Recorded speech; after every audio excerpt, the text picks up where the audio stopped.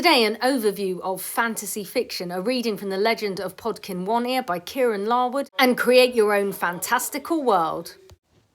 Hello, today's video is all about fantasy fiction. Now, fiction, of course, is unreal, unlike fact, which is true.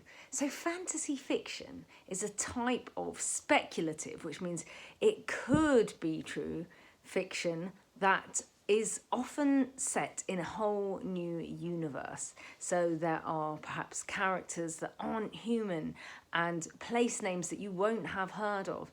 Even if you set a story in a place called Beowulf that was supposed to be in the UK today, that would be fantasy fiction. But fantasy fiction is often set in unreal worlds and inspired by myth and folklore.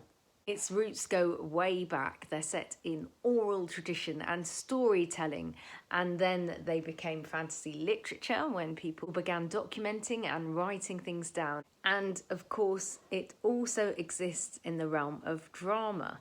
And from the 20th century, it has gone into multiple media platforms such as manga, graphic novels, film and television, of course, and video games. In popular culture, fantasy often is based around a medieval setting, but in its broadest sense, fantasy has incorporated myths and legends to way more modern and popular themes. The other common speculative genres of fiction are science fiction and horror, but fantasy, although it has overlap with them, tends to not concentrate on scientific themes or the macabre.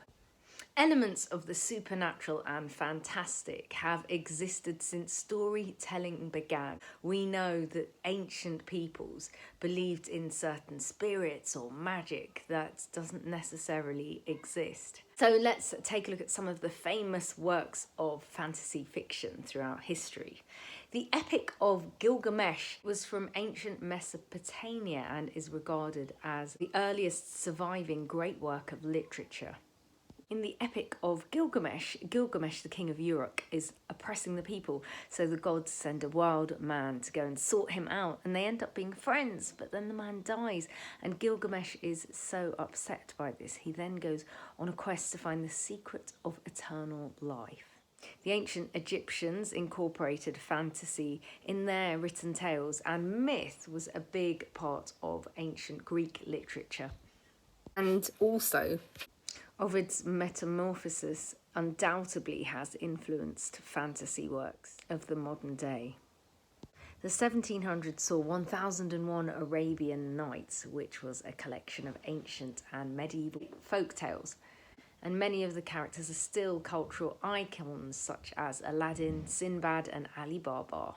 The Old English epic poem of Beowulf has also inspired much fantasy. It's all about Beowulf, who assists the king of the Danes, who's under attack from a monster called Grendel. Beowulf slays Grendel and then goes back to his home to become a king himself. The story ends when Beowulf is killed by a dragon. Modern fantasy history starts in the mid-1800s. Scottish author George MacDonald is said to have influenced many, including J.R.R. Tolkien, who wrote Lord of the Rings, and C.S. Lewis, who wrote the Chronicles of Narnia. It wasn't until the 20th century, though, that fantasy fiction began to reach a wider, more populist audience, though it was often thought of as children's literature with tales such as Alice's Adventures in Wonderland, Peter Pan and the Wizard of Oz, so much so that in fact Lord of the Rings was classified as children's literature. Pulp magazines, which were big in the 1920s through to the 1950s, made fantasy reach a much wider, broader audience. As pulp magazines had sci-fi and fantasy fiction, the two began to reach similar audiences. By the 1950s, sword and sorcery fiction began to find a wider audience with the likes of tales such as Conan the Barbarian. And by the late 1960s, the appeal of fantasy fiction had got to such a peak that we saw a resurgence in the popularity of J.R.R. Tolkien's The Hobbit and Lord of the Rings.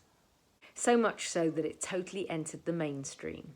Fantasy fiction is now more popular than ever in the 21st century, with bestsellers such as the Harry Potter series by J.K. Rowling and George R.R. Martin's epic Song of Fire and Ice series. So it's safe to say fantasy fiction has grown pretty massive through the ages.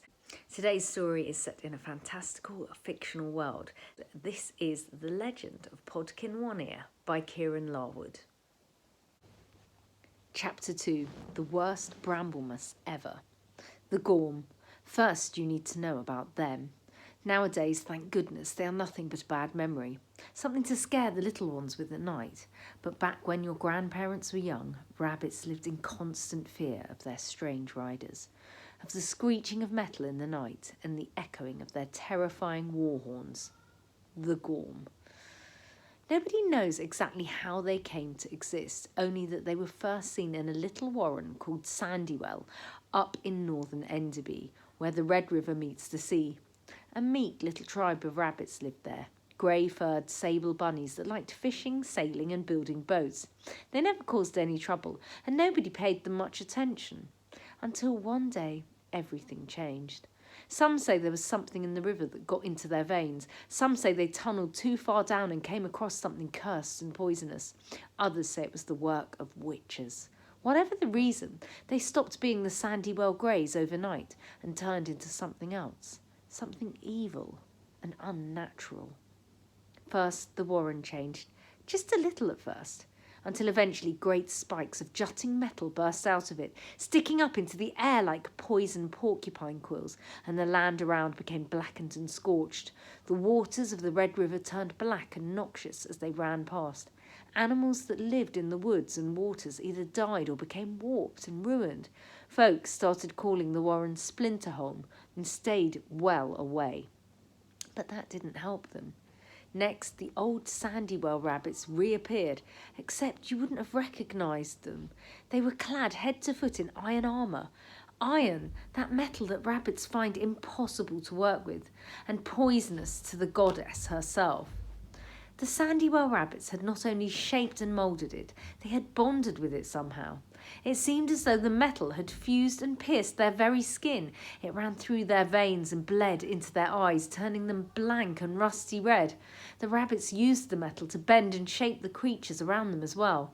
The dumb giant rabbits that all rabbits use as beasts of burden, and the black crows of the nearby woods. They changed them into shrieking flocks of rusted metal harpies. When they rode out of Splinterholm, they came to devour and destroy, and they were called Gorm by all who feared them. If they called at your warren, then that was the end of you. They would kill your chieftain and his sons. They would rip your warriors into shreds. Then they would carry half of you off to be changed into goddess knows what. The rest would spend their miserable lives making food and supplies to feed their new masters, never knowing when they too would be dragged away wailing in the night. It was a dark time for all of rabbit kind, is what I'm saying. It was in those days that Podkin One Ear lived. He wasn't a hero back then. He hadn't slain any giant rabbits or formed any robber bands, and he hadn't even begun to think about rescuing maidens. In fact, he was only a youngling, 8 summers old. Oh, and he still had both his ears. Podkin was the son of Lopkin, chieftain of the Munnebury Warren, which meant that someday he himself would be chieftain, just like his father's father had been, and his father, all the way back to when the goddess first made the 12 tribes. For now, that all seemed like a long way off, and that was the way he liked it. He had an older sister called Paz, who liked to boss him around as much as possible, and a young kitten of a brother called Pook, who didn't do much except chew things and ask for soup. You might think, as a young rabbit, that Podkin was already showing signs of heroism, great skill with a sword maybe. Bravery, courage, wisdom, determination. You would be wrong. If anything, he was perhaps the laziest, most spoilt son of a chieftain in the whole 5 realms. At least he was, up until the start of this story. His father tried his best to prepare him for leadership with lessons in history, rabbit law and soldiering. But Podkin took great delight in avoiding them all. Daydreaming and snoozing were the only things he practised, and to be fair, he was very good at them. He was the despair of all his tutors, Especially poor Malfrey, the weapons master, who resigned 3 times or more from the task of teaching Podkin. The young rabbit simply had no interest in doing what was expected of him. So it came to pass that on a Bramblemas Eve, much like this one, Podkin One Ear, though technically 2 ears at this point, was sitting upstairs in the wooden gallery that ran round the edge of Munbury Longburrow. He was lazily pushing around a toy wagon, munching on a stolen piece of cornbread and daydreaming about the midwinter rabbit who would be visiting that night, hopefully with a sack full of presents. Would he get the wooden soldiers he'd asked for? Or the toy sword and shield? Or would it be the disappointment of a badly knitted woolen tunic like last year?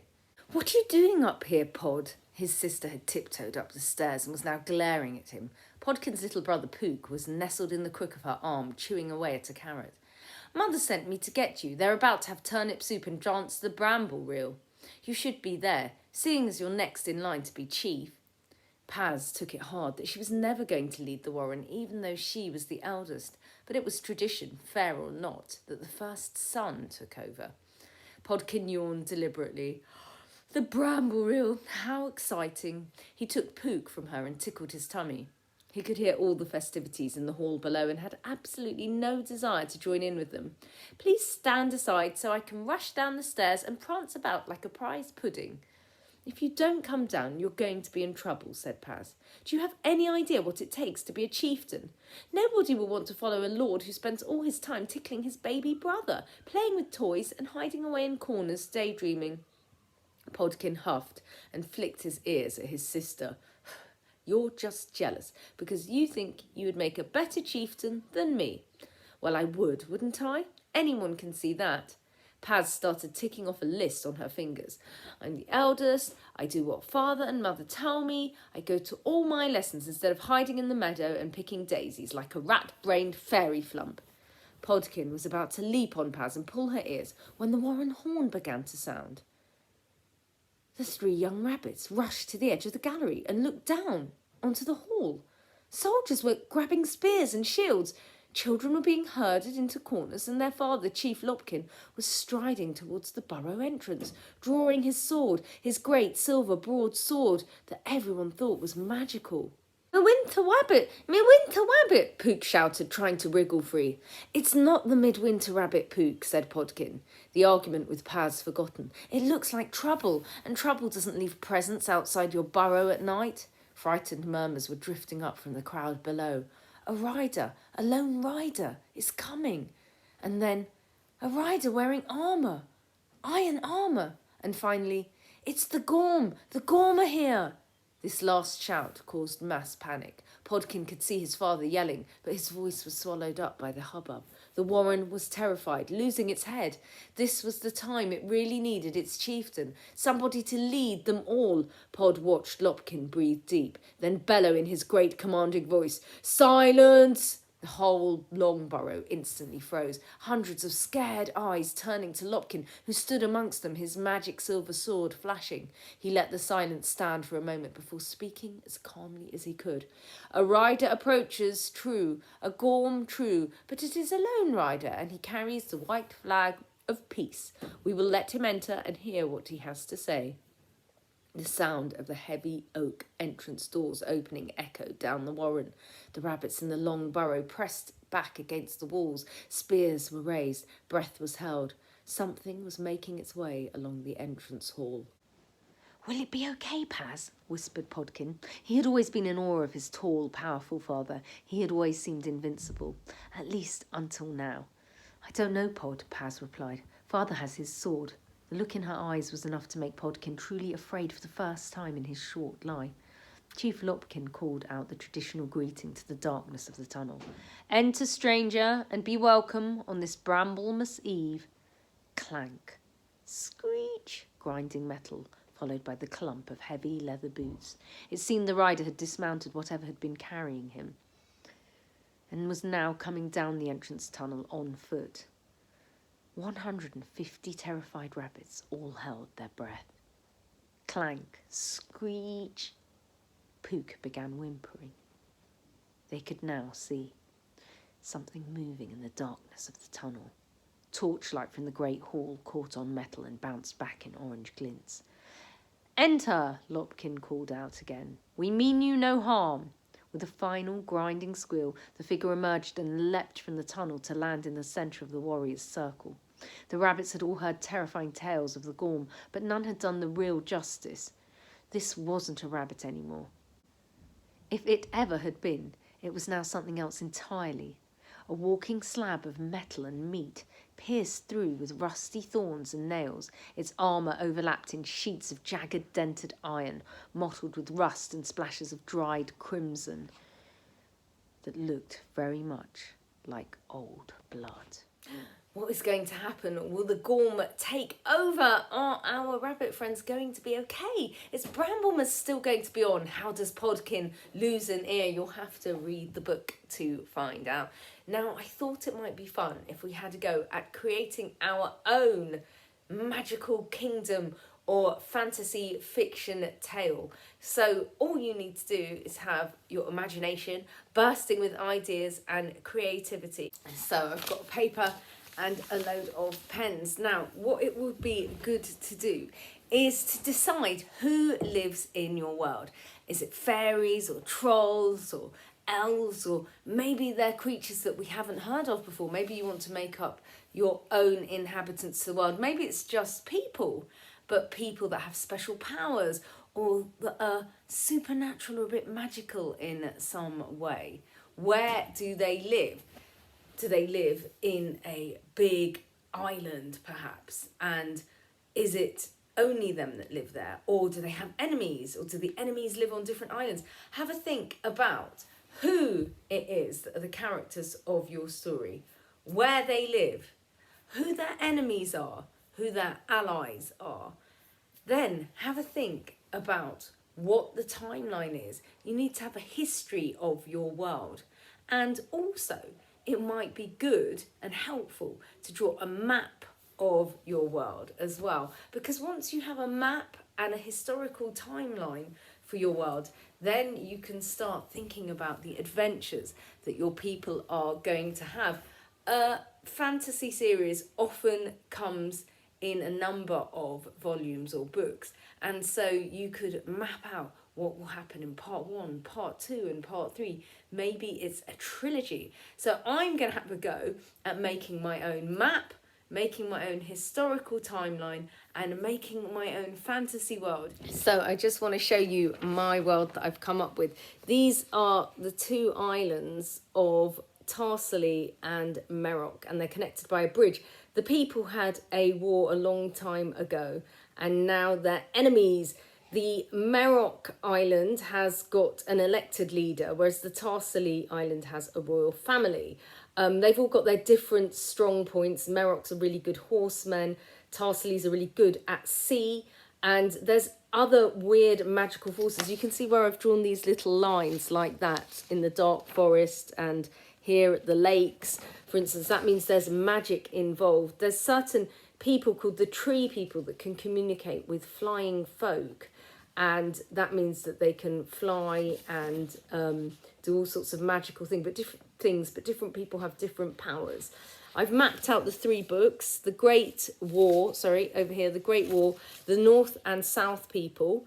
So the Great War is the war between the 2 islands. The North and South people is about the peoples of the other islands. There's a few islands to the north and a few islands to the south. And then in book 3, the people unite against a bigger force, which is something to do with the magic and mysticism. So you can just see there as well, I've put a timeline and the family trees.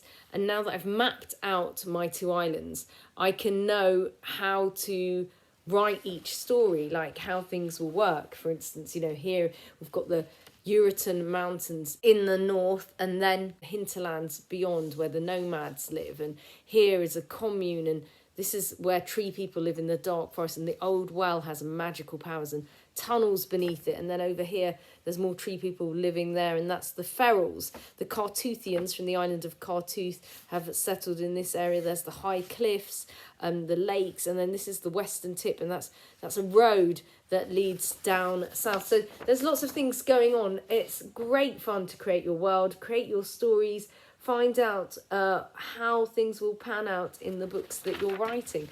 So have a go at creating your own fantasy fiction tale. Happy world creation. Hope you've enjoyed this video. Please subscribe and spread the word. Bye.